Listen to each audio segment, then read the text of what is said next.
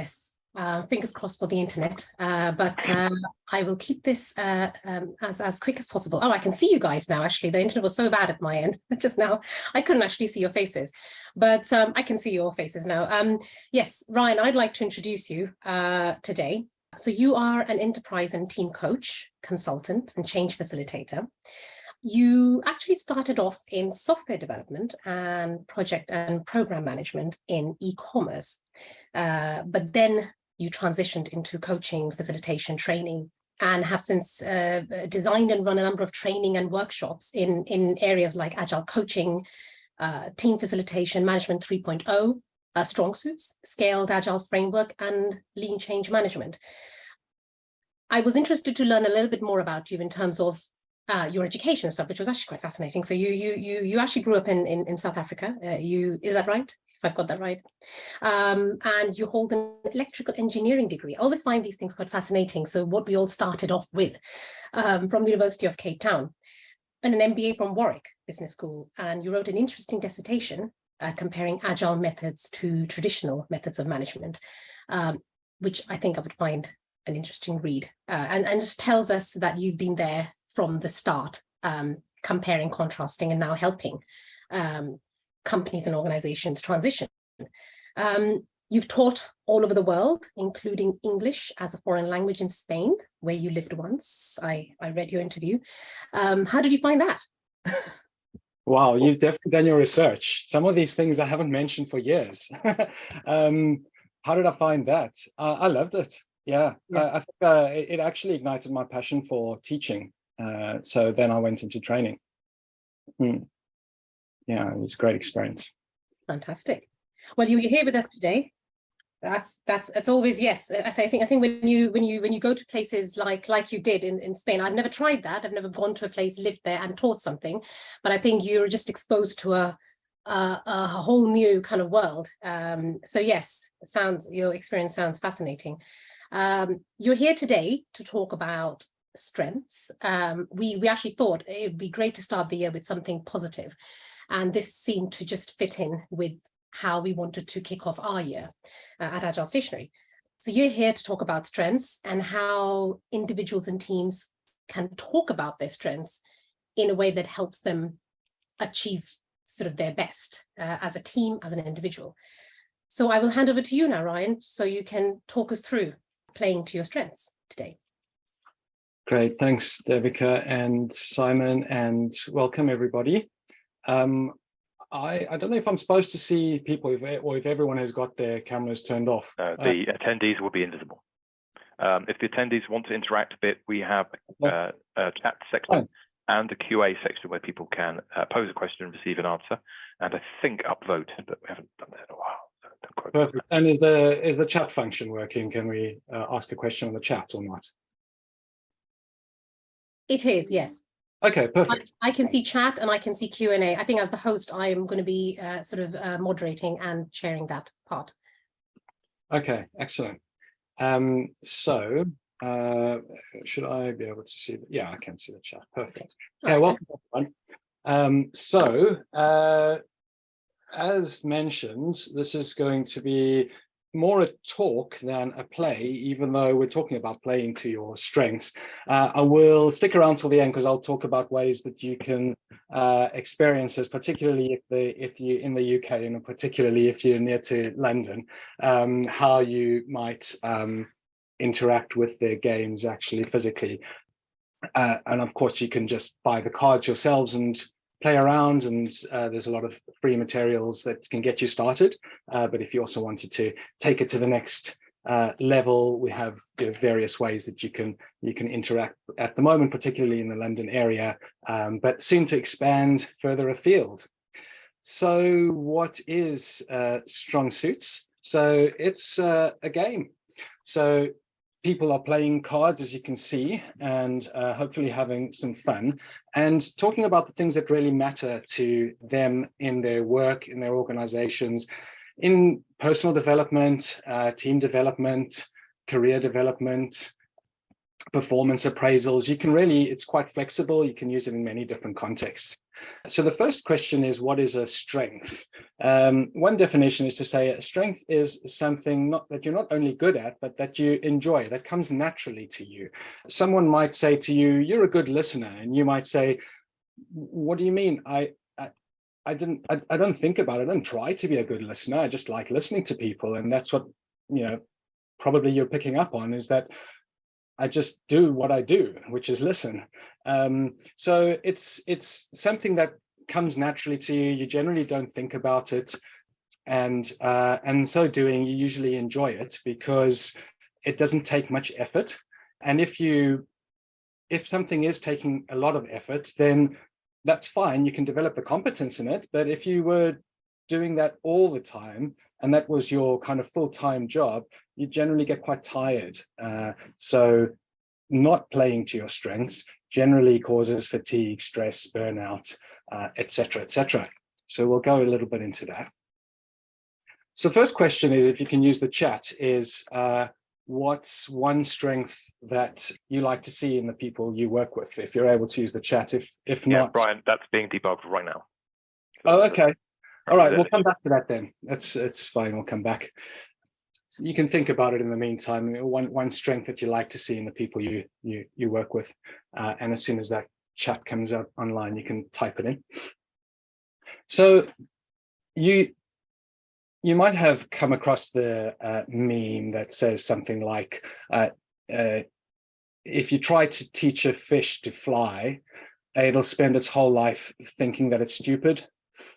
And really, if you think of a lot of performance appraisals, job descriptions, they're based a lot around standardization. Even schools standardize tests.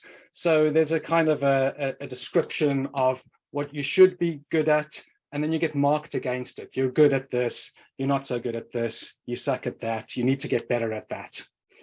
Now, of course, to some degree, we need some basic skills. We need our 3 R's, reading, writing, arithmetic.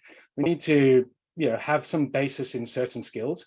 But what we're going to talk about today is how can we get the best out of a team, a system, an organization by noticing and appreciating the diversity of strengths, the best strengths that everyone brings.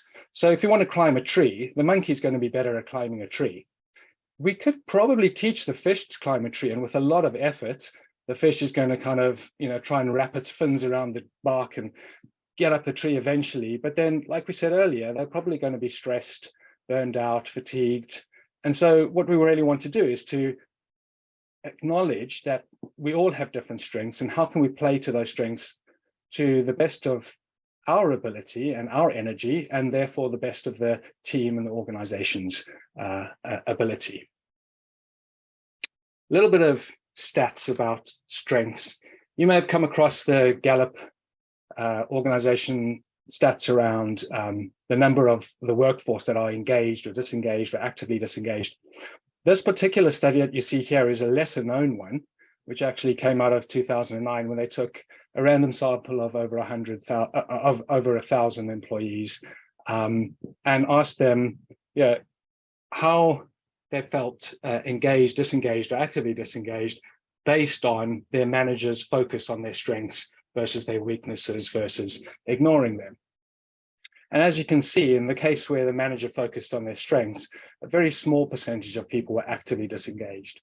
And the difference between disengaged and actively disengaged is that disengaged people are like the people who switched off. It's what we have come to call the silent quitters. You're not hostile necessarily, but you're just not motivated and engaged. You're kind of doing the minimum to get by. Whereas actively disengaged, you're actually negative, hostile, miserable, and contributing to the negativity in the environment. What's perhaps even more interesting is that in the case where my manager ignores me, there are more people actively disengaged and disengaged than in the case where the manager focuses on weaknesses, which suggests that people need to feel that they're noticed and that someone cares and someone is at least interested in them. But it's far better if they're interested in them from the perspective of their strengths than from the perspective of their weaknesses. So, yeah, how's the chat doing? Getting there yet? So if you want to type that into the chat, I'm hearing from Jeff and Jenny. Thank you, Jeff. Thank you, Jenny. That's not working. Oh, okay. Okay. Yeah, and thanks, If. Okay. Right. So the question is, what's the one strength that? It's fine. We'll move past that one. It's not. All right. Necessary. If people want to ask any questions, I think they can still use the Q&A, and we'll pick those up later on. Okay, perfect. All right. So what are the big ideas? So we've talked a little bit about people performing best when they play to their strengths, and Gallup have done a huge number of studies into that, which you can look into. Another idea is that how we perform is driven by the stories we tell ourselves. And what we mean here is the kind of inner narratives, what goes on inside our heads, our beliefs, our mindsets, our attitudes, whether we believe that we can do something or we believe that we can't do something. And there's also a famous saying by Henry Ford that whether you believe you can or you believe you can't, you're right. In both situations, it will actually play out in the way that you believe. So there's a suggestion that how we think really determines a lot of how we perform. And the kind of beliefs that we have, I mustn't be too loud, I mustn't be too soft. The kind of mental programming that we've picked up, usually from a very young age, and through our experiences in life and in our work environments, that kind of determine the stories that we tell ourselves, which impact our performance. So we'll go a little bit into that as well. And then diversity makes teams stronger. And a lot of studies done with McKinsey and Co. around the value of diversity. And of course, there are many different types of diversity, gender diversity, ethnic diversity. And here we talk particularly about cognitive diversity. So we'll go into that a little further. But all forms of diversity have been shown to increase performance. So if you increase diversity on one dimension, you're more likely to increase performance, regardless of what that dimension of diversity actually is. And then lastly, people interact and communicate in different ways. So this is particularly based on the work of Linda Behrens around interaction styles, as well as the work of William Moulton Marsden, which eventually led to the creation of the DISC system. That how we communicate really depends a lot on our perspective, or vice versa. Our perspective determines how we communicate. So we'll be looking at that, at what our natural communication styles are, and how that can help or hinder, in some cases, communication. So let's dive a little bit into the cards themselves and what we can actually do with them. So as we mentioned, it's a standard pack of cards, a 52 deck pack of cards. And so the nice thing about it is that you can go and use them just like you would a standard 52 deck of cards and play any game that you like.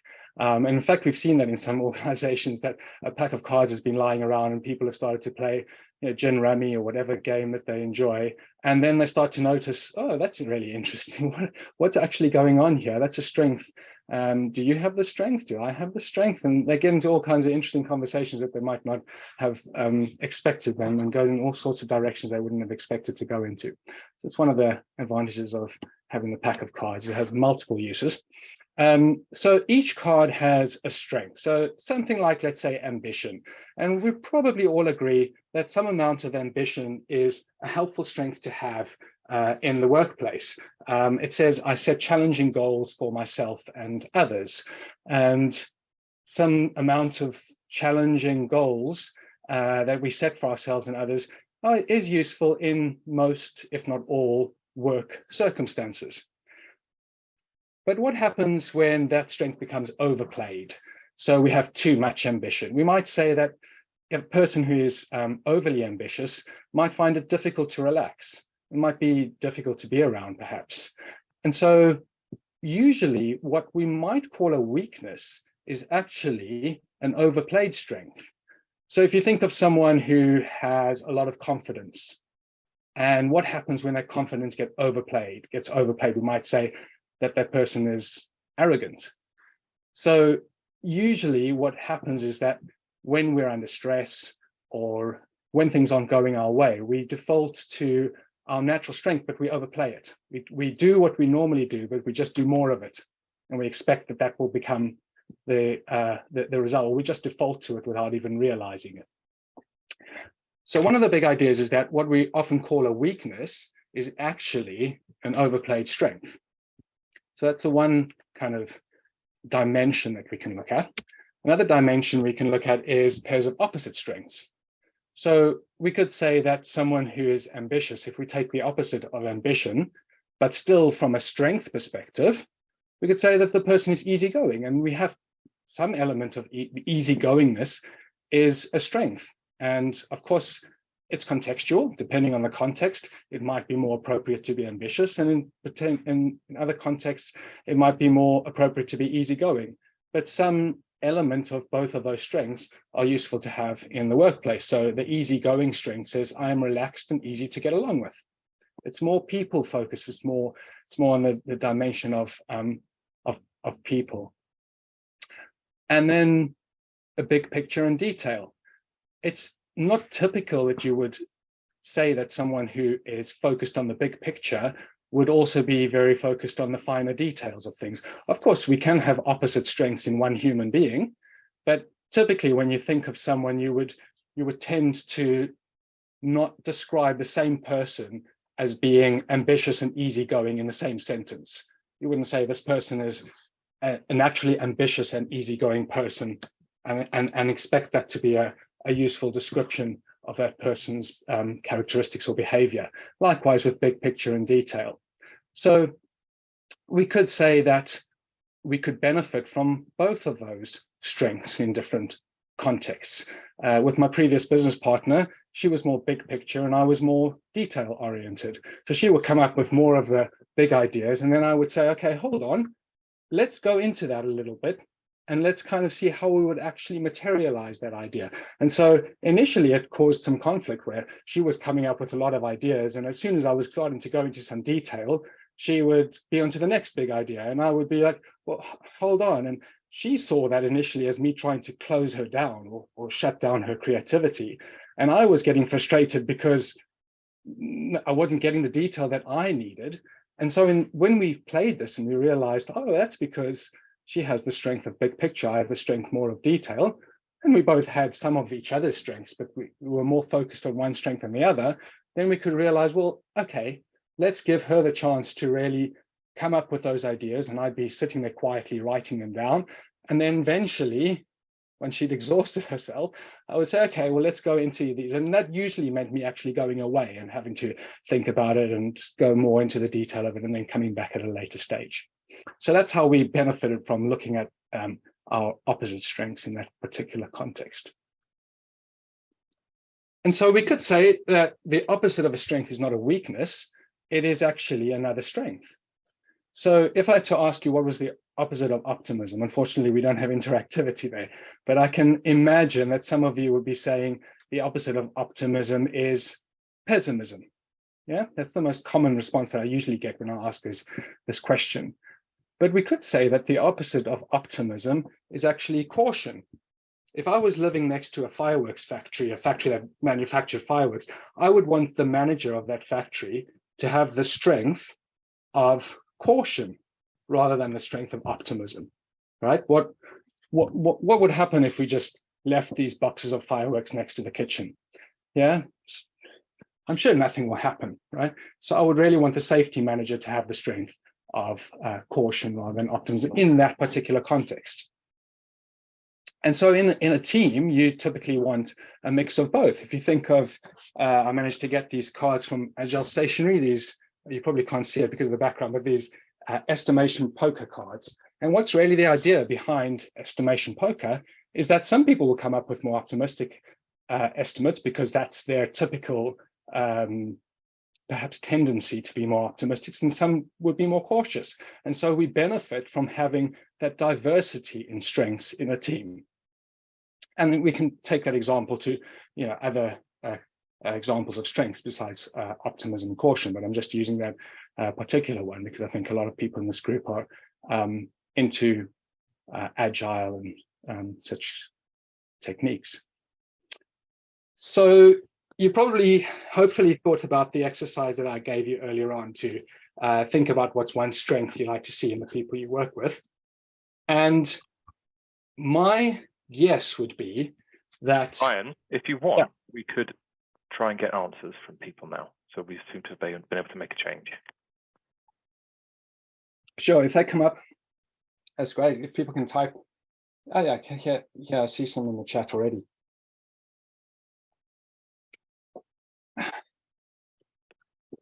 Excellent. So yeah, if you want to type into the chat, what's one strength you like to see in the people you work with?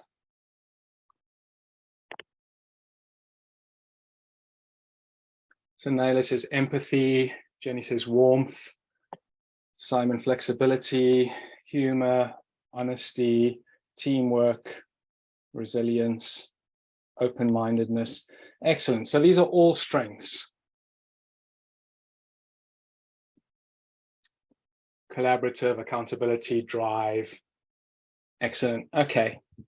So I would hazard a guess that for most of you, the strength that you've written in the chat is actually a strength that you have yourself. And if it's not, it's probably a strength that you at least aspire to have. And you've probably aspired to have that for quite some time. I've seen someone saying that they agree with that. So in my case, people often say that I'm reliable. If they ask me to do something, and I agree to do it, I'll almost always deliver on that, unless something really massive comes in and prevents me from doing that. So who am I more likely to hire if I was to hire somebody? I'd probably be more likely to hire somebody who is reliable, because I value the strength of reliability. It's something that I have. It's something that's important to me. But what if I was to hire 5 people and I was to hire them all based on their reliability? What might happen in that context? We might overplay that strength of reliability, and we might actually lose out on some spontaneity, some responsiveness, some going with gut instinct, for example, because if everyone is very reliable, they're going to follow through in what they've promised to do, and they might forget that, or they might just not notice things that are changing around them that need some more responsiveness. So what we really should be doing is actually seeking out our opposites. But what we tend to do is we tend to prefer to work with people who are like us. And so we develop a sort of a bias towards certain ways of thinking, certain practices, certain norms. And what we would really benefit from is to appreciate the variety of different strengths and the diversity. What we might say is that nobody is as capable as everybody. Yeah, so if we took if there was such a thing as a superhuman, which I think the world would be quite boring if we were all superhuman, but if there was such a thing, we could argue that superhuman would have all the best strengths of all the humans on the planet. Yeah, so how best could we approximate that is to have the diversity of teams and organizations that have those strengths within. Yeah, and then obviously some leanings depending on the context of your team and your organization towards certain strengths. So that's a bit about strengths. If we just change tack a bit and go on to our second big idea, which was how we perform is driven by the stories we tell ourselves. And this is based a lot around the work of Carol Dweck, who wrote the book called Mindset, Timothy Wilson around how we can redirect our thoughts, and Martin Seligman in the field of positive psychology. So what we touched on earlier was that we have these stories that we tell ourselves. we actually have multiple parts inside us that are often even competing against each other with different messages that we're being given. And so examples like you see of, I'm not the sort of person that does this. I must be positive. I mustn't be negative. It's not right to do this. It's not right to do that. So they often have words like must, should, shouldn't, judgment sort of words, and they're often directed towards ourselves, and they can be directed towards others as well. And things like, do we believe that something's easy, or do we believe that we can't and it's too difficult, determines a lot of the result that we can actually achieve, just the thought of whether we can do something or whether we can't do something. So how can we actually work with this, and particularly in relation to using the StrongSuits cards? So we could actually benefit from the work of Daniel Hoffman, who came up with the core quadrant theory. And we could start with any of these boxes. So let's say we're telling a story, or we're coaching somebody, and they're coming up with some kind of story. They have a performance appraisal that's coming up. They really want to ask for a salary increase, but it's clear from what they're saying that they just don't feel like they could possibly ask for a salary increase in this performance appraisal. So we could pick up from that there's some kind of limitation in the wording that they're using, that they're feeling kind of timid in this situation, and they might benefit from actually having the strength of confidence. Now, their natural strength might actually be more to be modest. So it's useful for them first to see that actually what they might be saying is that, oh, I'm too timid. I can't ask for this kind of thing. I'm never able to ask for a raise. And actually, we might be able to see that, well, help them to see that actually, first, let's see it from a strength perspective, that you're modest. You want to truly evaluate your own strengths in this context, rather than go into the arrogant side of things and overblow them. But in this context, you might benefit more from the strength of confidence. So just by seeing that this person has an allergy to appearing arrogant, so they might have a message like, being arrogant is not a good look, or I mustn't appear arrogant. So that's their allergy. But really what that's preventing them from doing is from bringing their strength of confidence. And they're defaulting to timidity.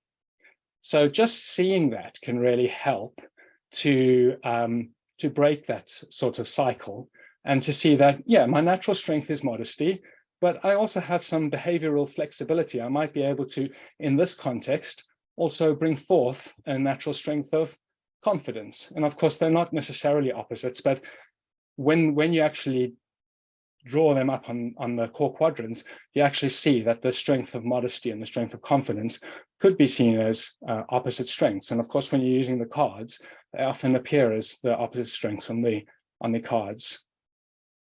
And so we could talk about dialing up strengths and dialing down strengths. In certain contexts, it's more appropriate to be bringing forth the strength of confidence. And in other contexts, it might be more appropriate to bring forth the strength of modesty.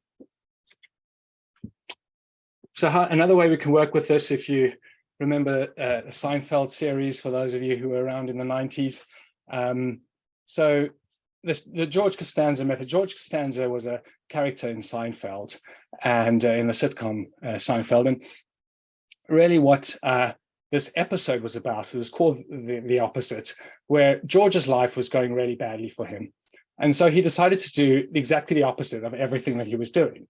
So for example, the picture on the left, he would normally try and sort of use persuasive language if he approached a woman who he liked randomly in a diner.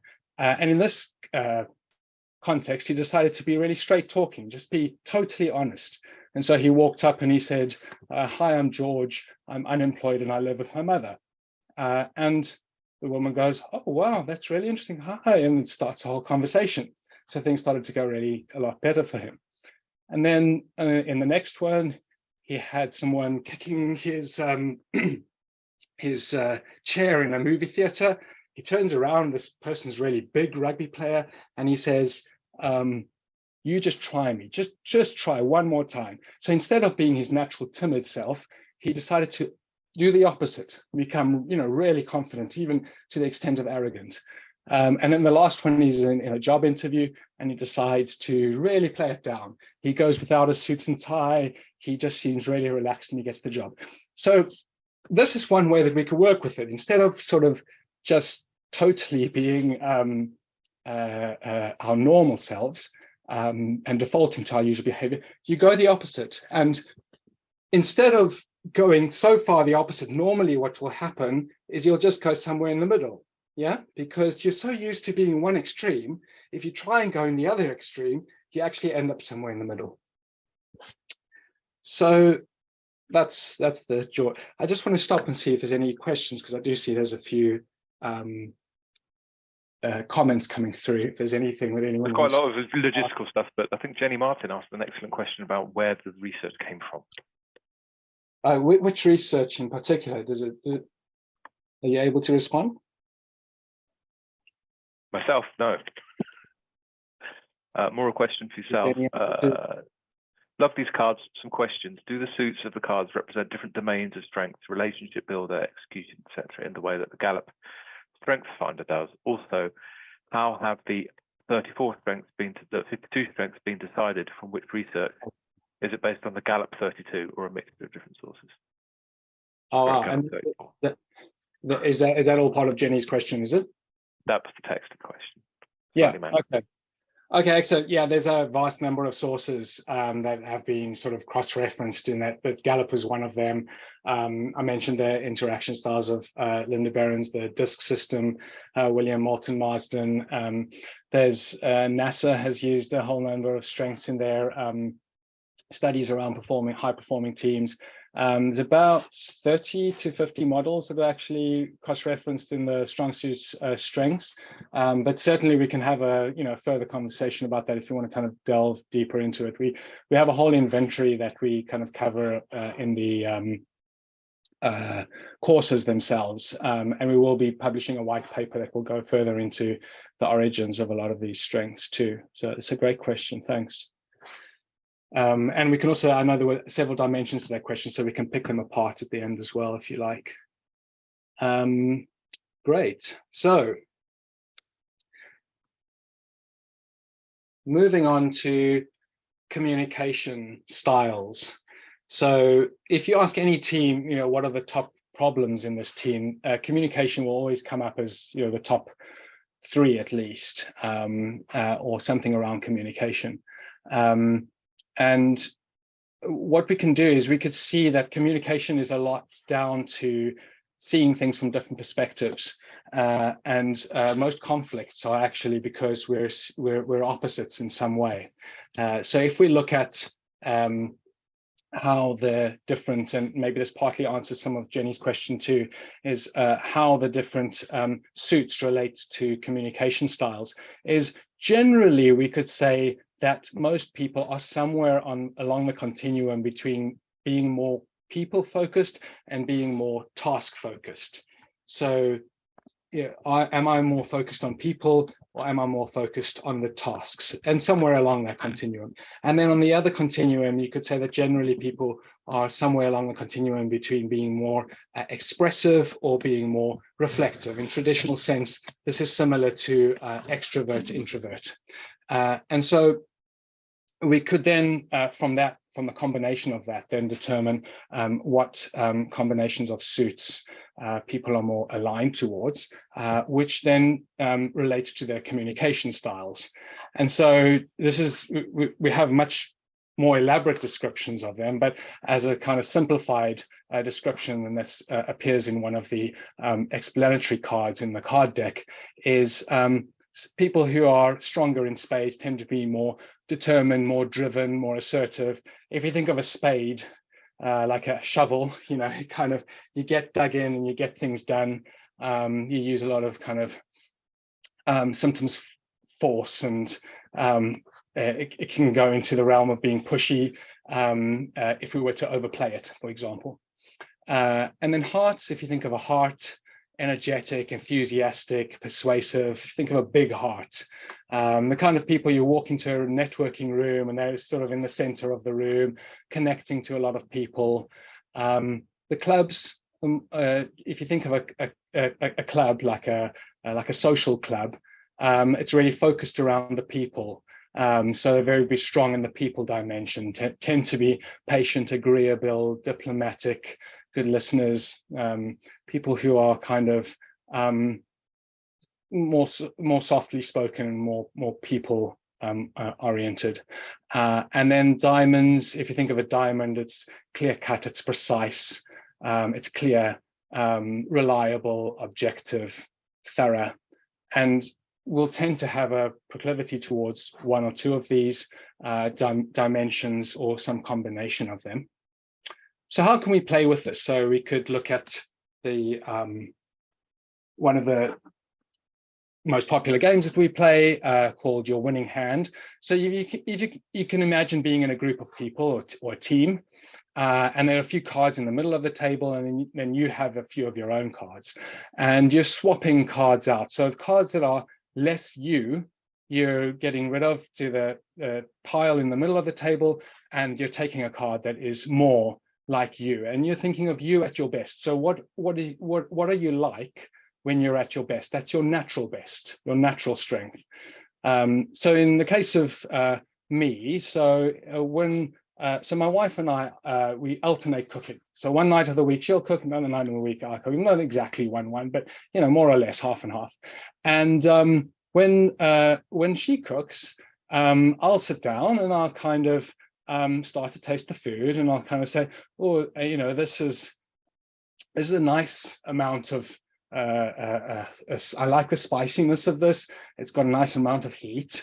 It's a little bit too salty, I would say. And so I'm kind of, really going through this in my mind, what's objective, to kind of say the good, the bad, to evaluate this dish that's in front of me in as an objective way as I can. And that's how I naturally am. And that's what I bring to the table. And I think that it's good for us as a family. So we all benefit from trying to improve the food that we have on the table, and my feedback helps us to improve in an objective way as possible. And my wife might say to me, oh, can't you be a bit more appreciative? Yeah, so of course we're both right, because in a team, which, a family is some kind of a team, we need to have the strengths of improvement, looking at things objectively, trying to make things better for all of us. But on the way there, we need to appreciate what's good and enjoy what's good. And also, if we take the field of appreciative inquiry, what we appreciate tends to get stronger and better. So if I was to focus on what was good, it's more likely that next time, that will get even better, and the dish will improve over time. So if I was to be moving the cards around, I would take the strength of objectivity, and I would discard the strength of appreciation. And if my wife was there, she would probably agree with me. If I did it the other way around, she would hopefully say, I'm not so sure you're as appreciative as you think you are. Yeah. And obviously that's a strength that, because I've been aware of this for some time, I've worked on. And so if I'm working in a team, in an organization, I'll send people kudo cards for Management 3.0 to say thank you and give gratitude for certain things. So it doesn't come naturally to me, but I've learned that I can dial up that strength because I know how useful it is now in several contexts. So how can we then work with this in a team context? Because really one of the biggest strengths of StrongSuits is in the team. And so we could plot on a map where we are based on the cards that we've chosen. And there's obviously more accurate diagnostics that we can do on our own, playing particular games that make it more accurate than if we were playing it in a team context. But we benefit from both, because in a team context, we're getting the feedback from people in our blind spots that we might not be aware of ourselves. So we could then plot our results on a map. And then we can also turn the cards around and play a similar diagnostic or a similar game from how we behave when we're under stress. So when we're under stress, we might move to a different type, a different communication style than when we're at our best. And then we can plot that movement from when we're at our best to, you could say, when we're at our worst or when we're under stress. And then that comes up with all kinds of interesting discussions about why teams behave the way they do, why conflicts might occur in certain circumstances, because where we move to when we're under stress. That's something that then becomes a talking point, perhaps one-to-one coaching, but often the awareness itself is enough to spark change in a team, in a system. So other contexts where we could use this is, of course, in one-to-ones, in career coaching, in performance appraisals, if you're having them. And the traditional way of giving feedback would be to say, well, you're good at this, but you need to improve at that. But what we can do with the cards is we could say, well, when you're at your best, you're like this strength over here. And it would be even better if you also showed this strength. And of course, if it's a game and you're using cards, it's a lot easier to give that kind of feedback than to kind of go up to someone or chat them and say, I think we really need to have a conversation. I need to give you some feedback. It's much easier if you've just got the cards to refer to. Kind of the barrier to giving that feedback is eased. And of course, if you're focused at the level of strengths, then you're really giving feedback based on strengths which are evident or in some cases underplayed. And so, of course, in the context of a game, it's a much more safe context in which to give that feedback, whether it's from superior to subordinate or whether it's from teammate to teammate. Really what you're doing is you're increasing the awareness in the teams and in the individual. And we all have our blind spots. One of the ways to help illuminate those is to get the input from others. And so a game that is focused around team strengths and teams being able to reflect to each other where they see those strengths in each other, and where that they see that there's perhaps a strength that could be brought to the fore that would benefit the team, then you're able to benefit from the wisdom of the team, so to speak. And so different contexts. So the picture on the left is the most blurry one, because that was actually a Christmas party where people think, well, let's just have a bit of fun and get out, a game of cards. It's Christmas time. And so they brought us in to actually run a workshop in their organization. It was the end of the year. They had a bit of budget left, and they actually ended up having really deep conversations that they didn't expect to have around, just a light Christmas party. And that's one of the benefits of playing a game again, is that it enables you to have fun and at the same time have the conversations that really matter. And so we can use them at staff conferences, and really in contexts where we really want to have those conversations, those deep conversations that really matter. It helps to build psychological safety. A lot of the studies around psychological safety and also the work of the Google Oxygen project has really shown that the number one factor in teams that determines their performance, way above any technical skills or anything else, is trust and psychological safety. And so really what we want to do is we want to try and build psychological safety in the team. If there's no psychological safety, a game can start to kind of safely bring that up in incremental stages, not starting with the most sort of, at your worst game, but starting with the at your best, starting with the appreciative inquiry approach, and then building it up and eventually moving towards, well, how could we, what's the even better if, and sort of building up in stages, that psychological safety up in stages. So I think we're closing in on time. So I'll just mention how you can get more engaged and more involved. Obviously, you can buy yourself a pack of cards and go and experiment with it. There's some starter guides online that can help you to get started. Or you can play the Suit Sampler game online, which is kind of the most basic entry level if you just want to get a sense of your top 5 strengths. And when you've got the physical cards, and we will be evolving the online games as well over time, and when you've got the physical cards, there's obviously a lot more that you can do at this stage. So I will turn it back to questions or anything from you, Devika or Simon. So Margot has asked, do sessions need light or strong facilitating or none? Do sessions need light or strong facilitation or none?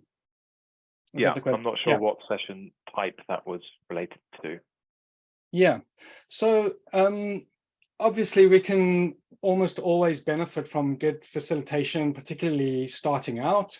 But great if a team can self-facilitate, and certainly there's no specific need to have a facilitator for almost any of the games unless you want to benefit from an external coach facilitator. Obviously you can use the games for one-to-one coaching, in which case you would ask the or invite the coachee to play some of the games on their own, which they take sort of 15-20 minutes aside, and then that turns into a coaching conversation that you would have with them. So yeah, always benefit from a facilitator, but doesn't necessitate it. Thank you. Yes, Jenny had some feedback on a workshop that they ran last week. I wonder if that sort of sounds familiar in terms of the setup in which you would use the cards or apply a technique. But yeah, it's we obviously like agree paper cards make everything more fun. We wouldn't be here if we didn't think that. Yeah, yeah. Just reading the feedback from Jenny about using StrengthsFinder games and covering, it seems, some of the areas that we talked about, the blind spots, and then negative traits mapped against their strengths, and then saying that these cards would have made it more fun. I think that's what cards really offer, is the fun aspect and being able to still have those important conversations at the same time. Fantastic. All right, so I think we have we've met the time that we allocated. Ryan, thank you so much for this session. I think I'm going to go away and have a go at these cards myself. We're going to share more details of your workshops, because I think there were a few people interested in when these workshops are being held and where. So we'll share these details. Ryan, would you be happy to share the slides that you shared today? Someone was asking you. Yeah, I might not share all of them, but I can certainly share a set of them. Yeah. Fantastic. So I think come from the training materials that we share with our facilitators. But yeah, I'll certainly share a subset. That's great. So I think one of the attendees wanted to ask about that. And we will be sharing a recording of this webinar as well, Simon, you mentioned, on our YouTube channel and LinkedIn and Twitter media as well. So we will share the material and the video on our channels, including Meetup.